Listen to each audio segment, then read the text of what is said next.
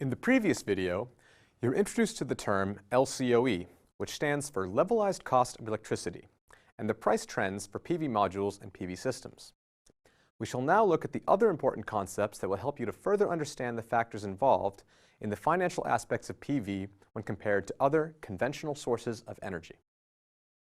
Now that you have been introduced to the concept of LCOE, we can use it to discuss how to finance PV and if it is competitive with other power generation technologies.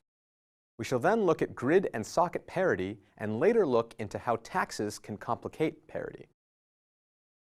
In the previous lecture, you learned that the LCOE, or levelized cost of electricity, can be defined as the price per kilowatt hour of a given energy source.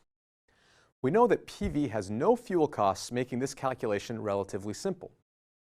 For PV to be competitive with some conventional power, its LCOE must be lower than that of conventional power. Reaching this point is known as reaching grid parity. Grid parity is when the cost of producing grid power is greater than the cost of producing power through PV. Reaching grid parity is the point where investing in solar power becomes economically desirable, as the investor will make more money over the lifetime of the PV system. Grid parity could also be reached faster with the help of incentives and subsidies.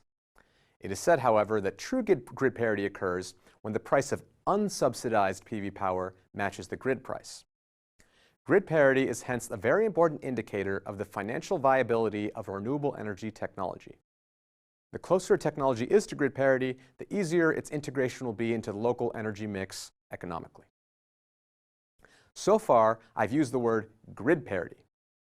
You may hear the words grid parity and socket parity used interchangeably. However, they mean slightly different things, and this distinction is important. Socket parity refers to the moment when the LCOE of solar becomes lower than the retail price of electricity. This is the price you pay per kilowatt hour on your electricity bill. Grid parity, on the other hand, refers to the moment when solar energy is cheaper than the amount that a power plant spends on producing the energy. The energy production cost will always be less than the retail energy cost, since energy producers have to make a profit. Furthermore, taxes will also increase the price of electricity for a consumer as well. Therefore, socket parity is reached before grid parity, since the retail price of electricity is higher than what a producer pays. When socket parity is reached, it is economically desirable for an individual to invest in a solar home system, since the cost of energy the system produces is cheaper than what they would pay on the market.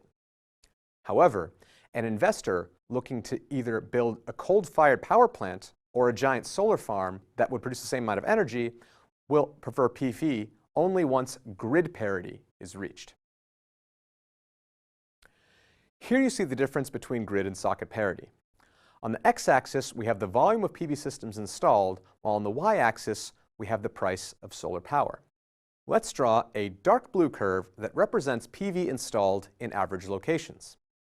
You can see that as more PV is installed, the price goes down due to upscaling and maturing markets. We can also draw a light blue curve which represents the PV installed in ideal locations. Since ideal locations produce more power at the same cost, the cost of PV power is cheaper than with the dark blue curve. Now we can compare this to a red line that represents how much the same amount of energy would cost from a consumer, the retail cost.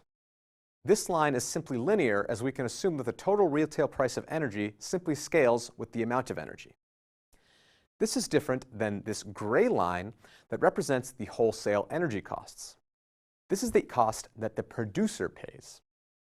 Now you can see that parity can be reached in a best and worst case when our lines intersect. Intersections with the red line would be considered socket parity, while intersections with the gray line would be considered grid parity. Another aspect that needs to be considered when it comes to PV economics is taxes. Some countries tax electricity, and this is an important revenue stream for their governments. When comparing prices of PV in discussions of parity, often untaxed PV is compared to taxed conventional energy sources. PV is generally not taxed in many countries, even if there aren't real subsidies, as many of these countries are trying to encourage investment in PV. However, if PV were to penetrate in a big way, then the government would lose a large revenue stream in terms of electricity if that PV was not taxed.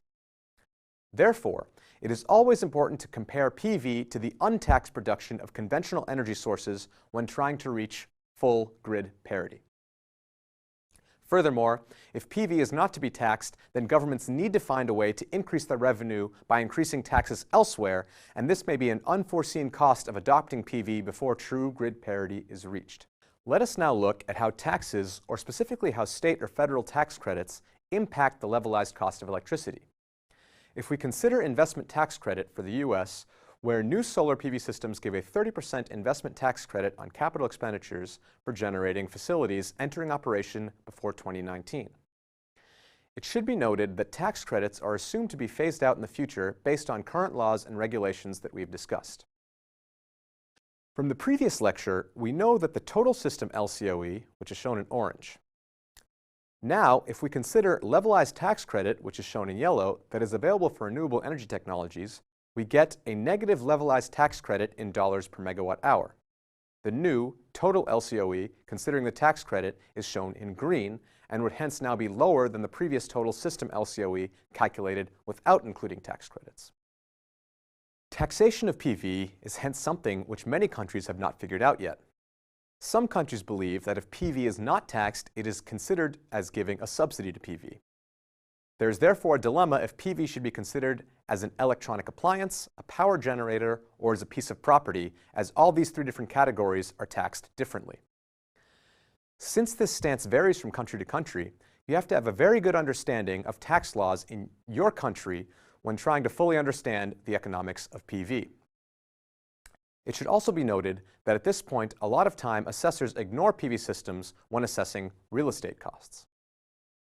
However, if this changes in the future, house assessors may add the cost of a PV system to the housing cost, which could increase the housing tax that a homeowner with a PV system would have to pay. I have now covered the fundamental concepts behind the competitiveness of PV systems in terms of costs when compared to other conventional sources of energy. You now understand what grid parity means.